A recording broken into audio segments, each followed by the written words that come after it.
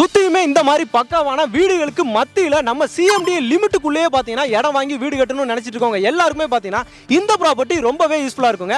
அதே மாதிரி நம்ம Vandalur to Minjur outer ring ரோட்ல இருந்து கரெக்டா ஒரு 500 மீட்டர் டிஸ்டன்ஸ்ல ரயில்வே ஸ்டேஷன் இங்க இருந்து கரெக்டா ஒரு 200 மீட்டர் டிஸ்டன்ஸ்லயே பாத்தீங்கன்னா உங்களுக்கு வந்து நெமிலிச்சேரி ரயில்வே ஸ்டேஷன் அமைஞ்சிருக்குதுங்க.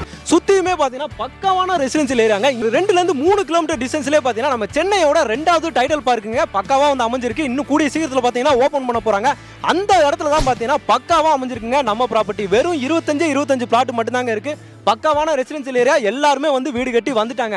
நம்ம ப்ராப்பர்ட்டிக்கு அப்படியே பக்கத்து காம்பவுண்ட்ல ஃபுல்லாவே உங்களுக்கு வந்து வீடுகள் தான் அமைஞ்சிருக்கு. நான் சொல்றேன்ல, நீங்க நம்ப மாட்டீங்க, பாருங்க அப்படியே சுத்தி பார்த்துக்கிட்டே வாங்க.